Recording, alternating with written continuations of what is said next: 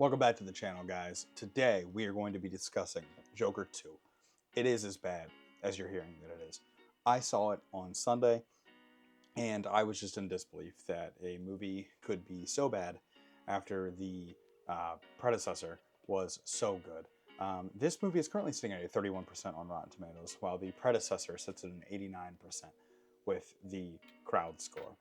There are multiple things that happen in this movie that just genuinely took me out of the film or made it so I didn't enjoy the film. We're going to talk about those, and we're going to talk about them in a fashion that is spoiler-free.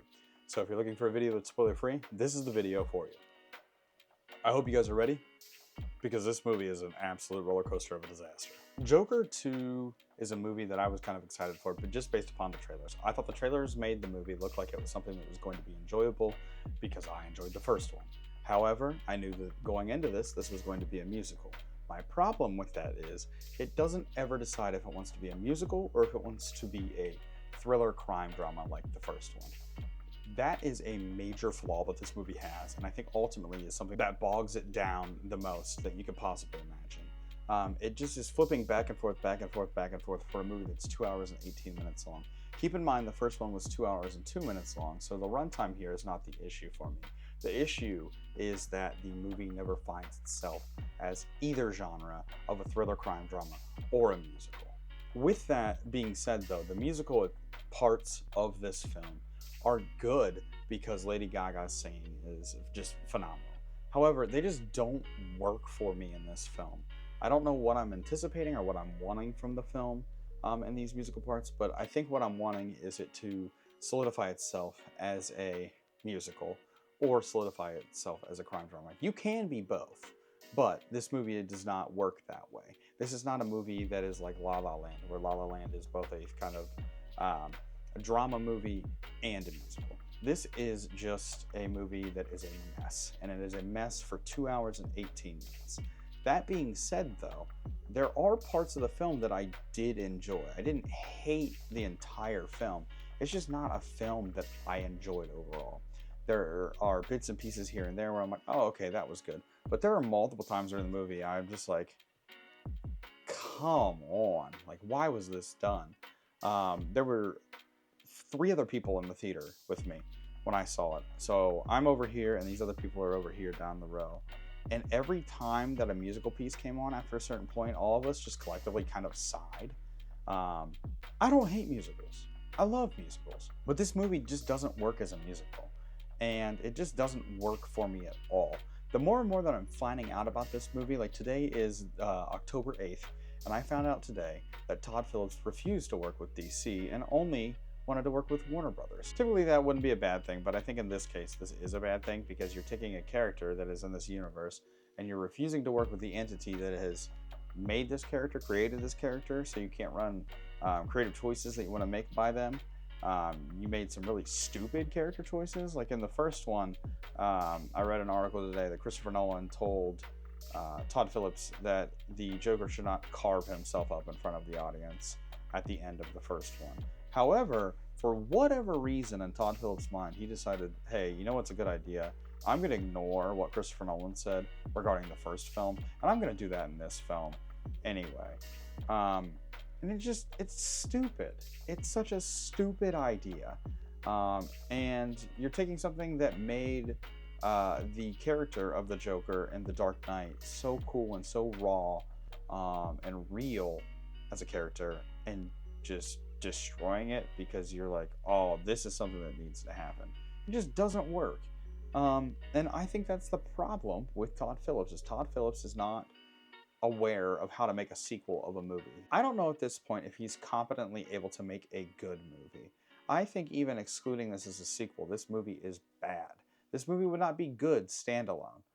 Even if it was its own entity into this Joker universe and it wasn't associated with the first one, or it's the first introduction, it doesn't work. It's not a good movie. One of the things that really, really irritated me was the character that played Harvey Dent in this. If you guys don't know, this isn't a spoiler. Harvey Dent is in this movie. The premise of this movie is that he's kind of going to trial. He meets Lady Gaga's character.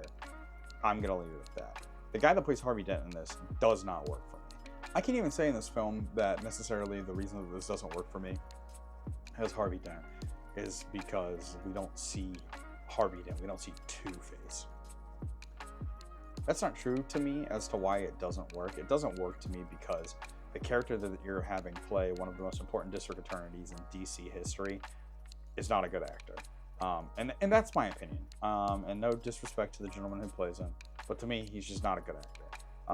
There was this rawness to the character of Harvey Dent that you see in The Dark Knight prior to the incident that causes him to lose half of his face and become Two-Face. That even then, he has this charisma. He's this character that you're intrigued by. And you don't get that in this. You just get District Attorney Harvey Dent as just like a generic district attorney. I felt like I was watching an episode of Law and Order SVU or something, watching him plead this case. It didn't do anything for me. In addition to that, Joaquin Phoenix's performance in this film is phenomenal. He's great. I don't think there will ever become a time that Joaquin Phoenix is not great. And I say that with my full chest. I think that this man is a great actor. I love almost everything I've seen him in. If you haven't seen Her, highly recommend that you go watch Her. Somebody very dear and special to me recommended that I watch Her because it was one of their favorite movies, and I watched it, loved it. Joaquin Phoenix is an incredible actor. The problem is that the movie that was put together for him and the part for him to play is not there. I think that if they make another one of these, which I'm really hoping that they don't, Todd Phillips has got to get help with writing the script. He's got to talk with DC. He's got to talk with Warner Brothers. He needs to be aware of the decisions that are being made and how they're going to impact the film. When your film is so bad that you don't host a screening of that film publicly, like you typically see people do for movies, for movie releases, that's a problem to me. There's a video clip that came out yesterday on 10/7 that Joaquin Phoenix is like, it's horrible, and turns to Lady Gaga and is like, it's horrible. And I'm assuming, I haven't looked much into it, but I'm assuming that they had just finished watching The Joker 2, because Todd Phillips is there, Joaquin's there, and Lady Gaga is there as well. And he's just like, it's horrible. It's funny to me because in the movie, something very similar happens. Like I said, this is spoiler free, so I'm not going to go into depth about that. But there's a part that I was just like, after I saw that interview yesterday, I was like, oh, this is just that part of the movie, but now. I think that this movie overall just shouldn't have been made. I think that they should have left Joker where it is, because this character is never going to make it into Matt Reeves' universe for the Batman. I don't know why we made a sequel knowing that, because Robert Pattinson's Batman and Matt Reeves' universe and Todd Phillips' Joker are not in the same universe. I might remind you of that because Barry Keoghan is going to be the Joker. We see that at the end of the Batman, which has me stupidly excited. I'm excited for 2026 when that movie finally comes out. I need to watch The Penguin because Colin Farrell and the Batman as, the Penguin is incredible. I don't know why creatively this movie was made. I don't know why they thought it deserved a sequel or why it needed a sequel. It didn't. So I cannot recommend enough that if you have not seen it, do not go see it in theaters. Wait for it to come to a streaming service and then watch it. I think that maybe you might enjoy it in the comfort of your own home. Probably not. It's not a great movie. But let me know your thoughts down below if you have seen The Joker 2, because I'm interested to know what other people think.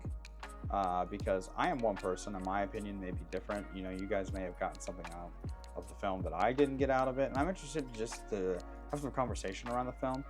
Like I said, I didn't enjoy it. Nobody I know has enjoyed it, but if you're interested in checking it out, check it out. Let me know what you guys think. I hope you guys have enjoyed your time here on Swimsreviews while we've talked about Joker 2, Folie à Deux, and I will catch you guys in the next video, which should be about Terrifier 3. I'm seeing the Terrifier double feature at my local theater on Thursday, which is 2 days away from when this recording is done, and I am stupidly excited to see Art the Clown on the big screen again. Have a great rest of your day, guys. I love you. Tell somebody else you love them. I'll catch you guys in the next one. Peace.